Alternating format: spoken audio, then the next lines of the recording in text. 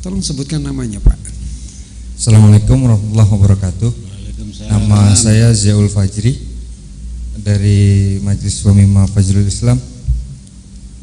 Ada sedikit pertanyaan. Dengan berkembangnya media sosial yang sekarang ini, banyak masyarakat mengambil pengetahuan, khususnya pengetahuan agama, bahkan amalan-amalan agama dari media sosial tersebut.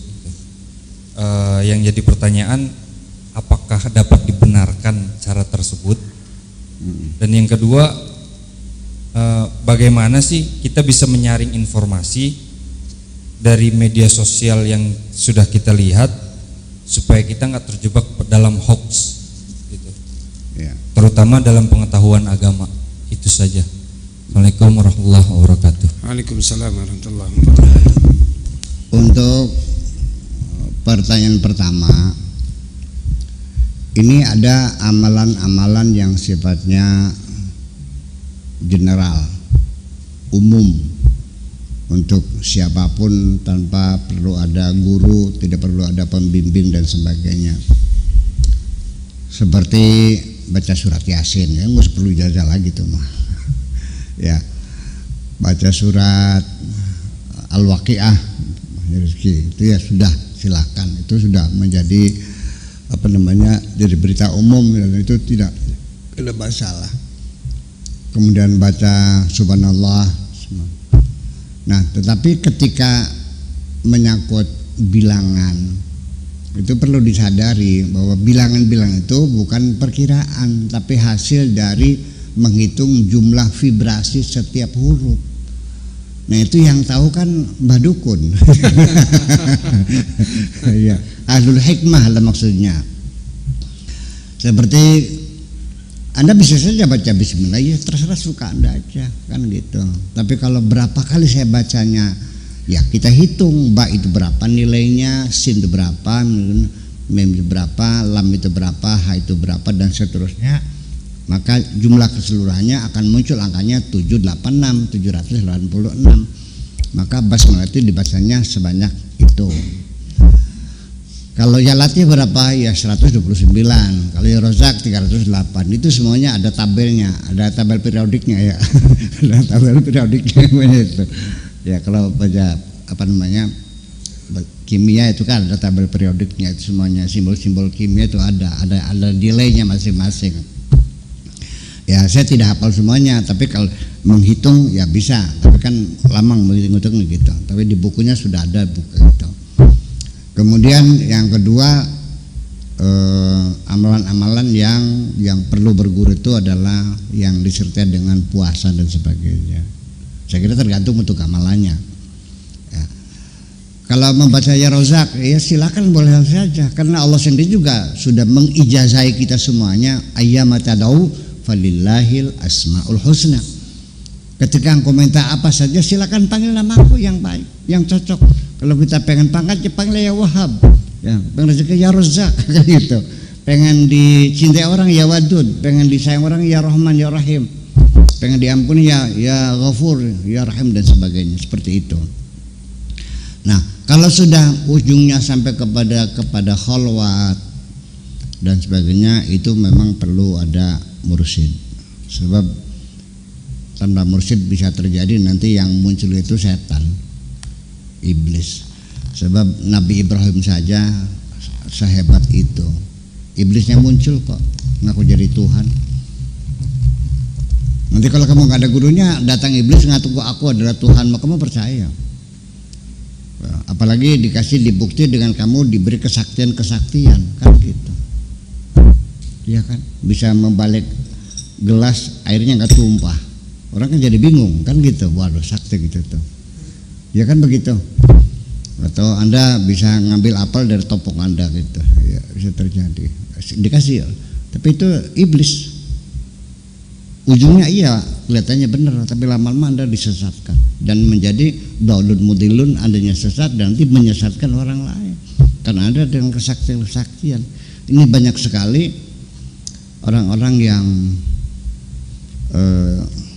diberi kesaktian oleh pihak seperti iblis begitu, dan dia menggelar ilmunya, ya banyak yang tertarik, termasuk yang menggandakan uang dan sebagainya. Kan ujung-ujungnya akhirnya merah delima. Nah itu yang dikhawatirkan. Kalau kita berguru pun juga kita mesti meneliti mursyid yang seperti apa. Hanya saya ada satu saja yang saya ciri yang paling substantif. Seorang mursyid itu kalau dia minta upah udah tinggalin aja. Itu namanya bisnis namanya. Seorang mursyid itu membimbing orang ke jalan yang benar. Dan mursyid yang lebih bahagia dari kamu kok ketika dia menemukan murid yang pengen benar. Ya, malah kamu dibiayai oleh mursyid, bukan kamu bayar sama mursyid. Bohong itu uang makaya bukan mal. Itu saja. Kemudian yang kedua apa, Cow? Jangan sampai terjebak kepada berita-berita tentang. Ya itu mah tergantung kepada tingkat intelektualitas Anda sendiri tuh mah. Ya silakan baca aja YouTube sebanyak-banyaknya, Anda compare dengan yang lainnya, nanti Anda menemukan sendiri. Saya tidak bisa memberikan petunjuk. Nah kalau memang jiwa Anda setujunya dengan, nggak usah disebut ya, nanti tersinggung lagi, aliran A, Anda cocok ya silahkan, cuma terserah Anda. Mau Mu'tazilah ya silahkan. Wah ini Jabariyah mangga silahkan. Saya juga tidak mengarahkan jadi apa, terserah. Karena kita punya kecenderungan kepada pemahaman semacam itu sangat ditentukan dengan sinkronisasi kondisi psikologis kita sendiri. Umpamanya orang yang usahanya itu selalu bangkrut saja, itu lebih cenderung mengikuti paham Jabariyah. Kalau usahanya itu kadang-kadang berhasil, kadang-kadang tidak, kan gitu, berhasil gagal lagi, ketipu lagi, nah, itu biasanya ikutnya NU. Iya. Tapi kalau usahanya banyak hasilnya, biasanya Muhammadiyah cocok gitu. Ya itu kan seperti itu. Iya, karena dari pengalaman sendiri dia merasakan bahwa dia terbelenggu dalam hidupnya, tidak bisa berbuat apapun, semuanya gagal. Diyakininya ada yang mengatur semuanya. Jadi Mu'tazilah. Nah, kalau kadang-kadang gagal hasil kan NU, kan ada qada mubrom, ada qada ghairu mubrom kan. Saya kira seperti itu. Dengan daya menalar Anda sendiri, silakan kecerdasan Anda, intelektualitas Anda pakai menilai ini YouTube yang Anda baca ini omongannya benar atau tidak. Dikonsultasikan juga dengan orang ahlinya, perlu didiskusikan sekali lagi mengenai paham-paham semacam itu. Dan memang itu tidak bisa dihindari. Orang yang terus melihat YouTube yang pahamnya radikal, ya akhirnya berradikal. Semuanya salah semuanya kan gitu. Kafir semuanya kan gitu. Nah seperti itu. Saya kira juga penting ketika Anda buka YouTube, siapa yang berbicara itu, coba minimal Anda lihat dulu di apa namanya tuh? Profile. Ya profile. Ya apa, seorang mana, sekolahnya di mana, alirannya kan mestinya pikirannya apa, kan semacam itu. Ya jangan kita lalu menilai seseorang begitu gegabahnya YouTube karena tidak sesuai dengan pendapat kamu, akhirnya kamu salah-salahkan, kamu nggak tahu siapa dia kok. Itu kan jadi kan nggak lucu jadinya, ya kan gitu. Ya sepertinya sekarang ini memang nggak ada kontrol sih ya. Ada orang yang spesialis bicaranya masalah fikih saja, ada haram halal, haram halal, haram halal. Ada yang bicaranya tentang psikologi, ya psikologi saja. Ada yang politik saja gitu. Ya kan begitu. Ya, ada yang segala macam ikut dibicarakan. Ada lagi dia tidak menyiapkan materi, tapi dia sebagai kontrol quality. Artinya dia hanya merespon ceramah orang, semuanya dikontrol sehingga Kontrol quality itu di pabrik, di penghujung rel itu dia yang menseleksi. Ini jelek, buang, ini masuk, boleh. Jadi semua orang bekerja itu dikontrol semuanya dan dikomentari semuanya. Ada yang begitu, ada. Yang nggak ada masalah, silakan aja. Nah, kalau saya sendiri, saya tidak akan mengomentari ceramah siapapun. Tidak akan menilai YouTube siapapun. Saya tidak merasa lebih pintar dari orang yang berbicara itu. Makanya saya paling tidak suka kalau ditanya bagaimana tanggapan Buya tentang ceramahnya. Ini menyeret untuk bertengkar ini nih.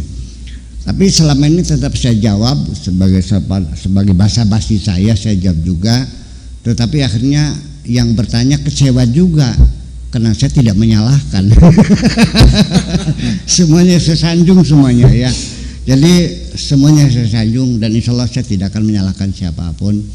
Kalau memang ada orang yang tidak paham dengan saya, nanti salah, saya jangan mengomentari di YouTube dong.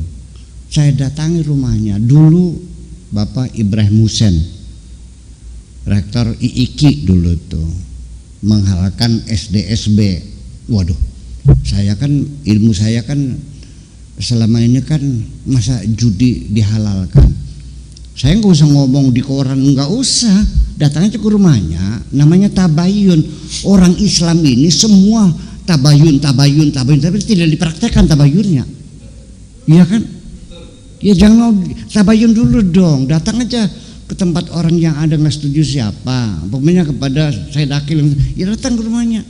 Saya datang sengaja untuk klarifikasi, kan gitu. Nah kalau nggak diterima ya baru ngomong di YouTube lagi kan gitu. Bangun apa nggak diterima kan gitu. Tapi tabayun dulu dong. Barangkali salah paham, apalagi pengen dipotong-potong. Seperti Quraish Shihab, ya orang sekelas dia juga dibully juga. Ketika dia bicara tentang Kanjeng Nabi tidak dijamin masuk surga, itu kan dipotong. Iya, saya tanpa beliau minta saya bela. Ya, setiap ada SMS, ada pertanyaan saya jawab bahwa Quraish tidak semacam itu. Begini ceritanya, selengkapnya saya bela kok, clear semuanya. Dan ketika ketemu di rumahnya Dr. Ahsin juga saya sampaikan, Pak Quraish Shihab, selama ini saya membela Anda sebagai kesetiaan seorang teman lama lah. Kita masih bersahabat sejak sekarang. Nah, tentang masalah itu, oh iya terima kasih. Tapi orang yang membuli saya sudah minta maaf, katanya ya udah, ya udah gitu. Nah seperti itulah kira-kira. Jadi itulah ke depan. Jadi ini bukan untuk pemirsa YouTube ya, tetapi untuk YouTubernya juga saya kira ya apa? Kalau orang yang memasukkan namanya YouTuber ya. Iya, YouTuber. Kalau yang pemirsa yang melihatnya apa? Viewer. Iya, viewer. Berapa? Netizen ya, netizennya itu sendiri juga kedua-duanya saya kasih semacam itu. Jangan terburu-buru menilai orang atau menyalahkan orang. Saya merasa tidak etis kok. Saya dididik oleh orang tua sejak dulu untuk sopan dan hormat siapapun. Dan saya tidak pernah menyalahkan siapapun kok, iya kan? Nanti orang yang senang kepada YouTube saya, ya ada. Enak Buya Syakur mah ngejelek-jelekin orang ada. Tapi ada juga nggak seru, nggak bicara politik kayak gitu, nggak menghujat Jokowi urusan apa gitu. Jadi pengennya yang keras kayak gitu. Memang wataknya orang keras ya. Jadi menurut peribahasa itu orang Mesir bilang at-tuyuru ala ashkaliha taqa, bahwa burung itu akan berkumpul dengan sejenisnya.